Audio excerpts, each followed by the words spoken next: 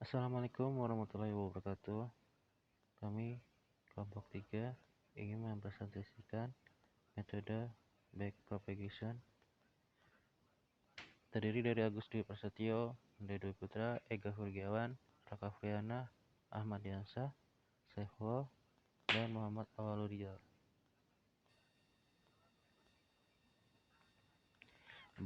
Backpropagation merupakan algoritma pembelajaran yang terawasi dan biasanya digunakan oleh percepatan dengan banyak lapisan untuk mengubah bobot-bobot yang terhubung dengan neuron-neuron yang ada pada lapisan tersembunyinya. Algoritma backpropagation menggunakan error output untuk mengubah nilai bobot-bobotnya dalam arah mundur. Untuk mendapatkan error ini, tahap perambatan maju harus dikerjakan terlebih dahulu. Pada saat perambatan maju, neuron-neuron diaktifkan dengan menggunakan fungsi aktivasi sigmoid, yaitu fx sama dengan 1/1 plus E min X.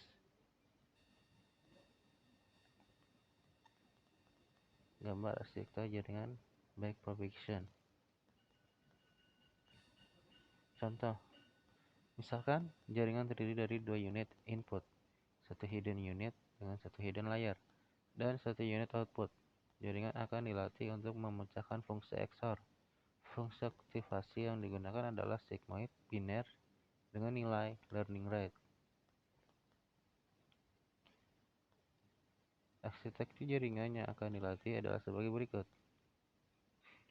Training data yang digunakan terdiri dari 4 pasang input-output, yaitu sebelum pelatihan harus ditentukan terlebih dahulu stopping condition-nya. Misalnya, dihentikan jika error telah mencapai 0,41. Ini contoh gambar jaringan secara backpropagation operasi XOR. Langkah-langkah pelatihan.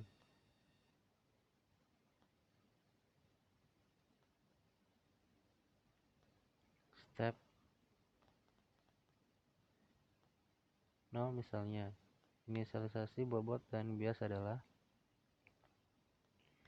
step pertama. Dengan bobot di atas, ditentukan error untuk training data secara keseluruhan dengan mean square error,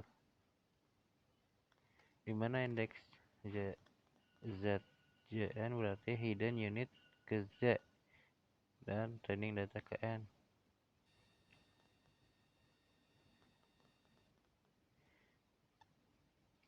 Step 2, karena error masih lebih besar dari 0,41, maka step 3 ke 8 jalankan.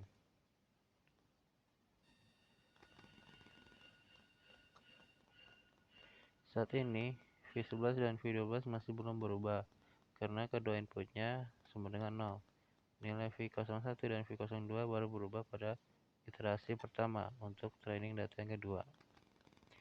Setelah step ketiga dari 8 untuk training data pertama jalankan. Selanjutnya, kembali lagi ke step 3 untuk training data yang kedua. Langkah yang sama dilakukan sampai pada training data yang keempat. Bobot yang dihasilkan pada iterasi pertama, training data ke-2, 3, dan 4 adalah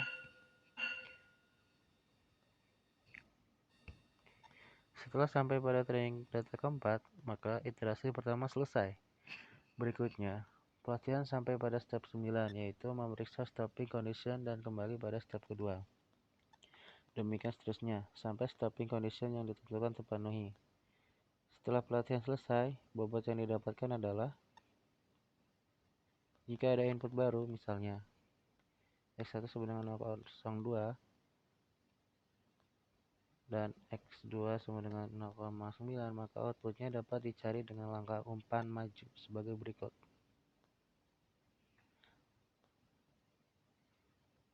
Step 0, bobot yang dipakai adalah bobot hasil pelatihan di atas.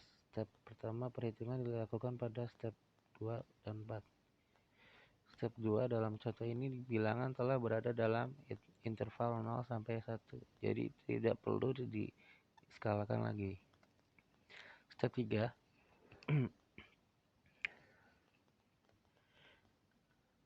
Dan jika input X1 sama dengan 0,02 dan X2 sama dengan 0,9, output yang dihasilkan jaringan adalah 0,661938. Demikian presentasi kami dari kelompok 3. Kurang lebihnya mohon maaf. Wassalamualaikum warahmatullahi wabarakatuh.